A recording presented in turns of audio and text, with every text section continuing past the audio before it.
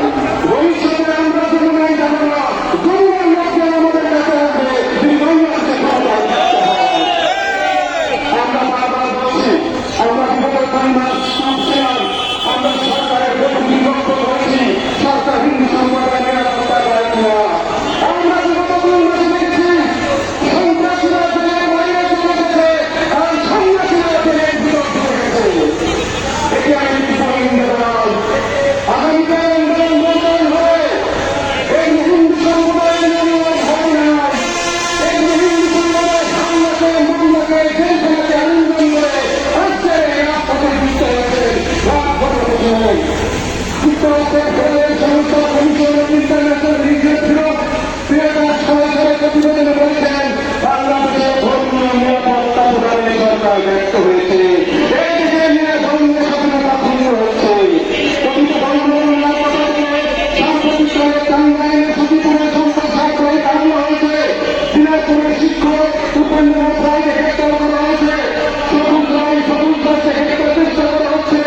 সিলেটের জনগোষ্ঠী পরামর্শিত হরিবংশ কবিরাজ চন্দ্রদাস হাজার বিদ্যালয় বিশ্ববিদ্যালয়ের ছাত্র অধিকার সুনামগঞ্জ রাকেশ ভাইকে গ্রেপ্তার করা হয়েছে। আমরা একটু নিন্দা জানাই। আমরা থেকে বিভিন্ন স্থানে যে বন্দি হামলা ভাঙচুর হয়েছে, আমরা একটু নিন্দা জানাই।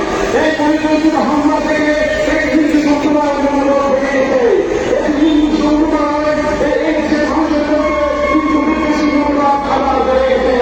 এই দেশে হিন্দু সম্প্রদায়ের জন্য একটি ঠিকাদার নিয়োগ করেছে সরকার। এর কারণে প্রতিদিন এই দেশের ঠিকাদারগুলো হিন্দু বিদেশি তারা এই দেশের সম্প্রদায় শক্তি ধ্বংস করার জন্য কাজ করছে। বাংলাদেশের ধর্মনিরপেক্ষ এবং সব ধর্মের উপর সংস্কৃতি নিয়ে বেশ স্বাধীন হয়েছিল। হিন্দু বিদ্বেষীদের অনেক চাহিদা দলগুলো হয়ে গেছে। হিন্দু সম্প্রদায় নিজের দিকে নিজের মাতৃভূমিতে স্বাধীনভাবে রাজ করতে পারছে না। এই অরাজকতা দেখার জন্য বাংলাদেশ স্বাধীন হয় নাই। হিন্দু সম্প্রদায় নিজের দিকে স্বাধীনতার মধ্যে বাস করছে। সমস্ত বাংলাদেশে হিন্দু সম্প্রদায়কে ঘরে রাখা হচ্ছে, সম্পদ লুট করা হচ্ছে, চাকরি করা হচ্ছে।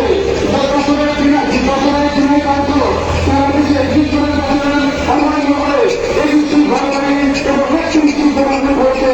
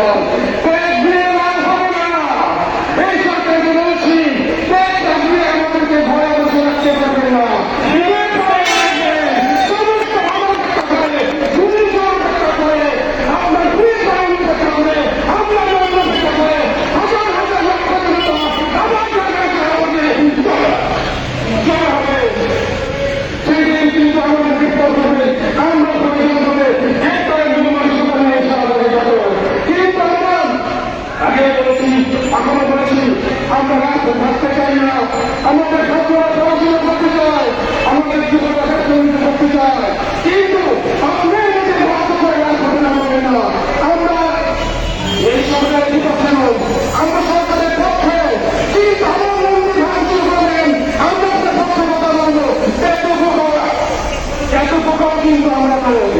আপনি সবসময় এমন ভাষায় ইউজ করবেন, প্রতিদিন ফ্যাক্টরিকে টানা পাইবেন, প্রতিদিন মা বোনদেরকে হুমকি দিবেন, আমার ছাত্র ভাই বোনদেরকে বিচার নিরাপত্তা আইনে চেষ্টা করবেন। আর আমরা ভালো বসে থাকবো, এত বোকা সংখ্যালঘু নিরাপীড়িত সরকার কেউ না।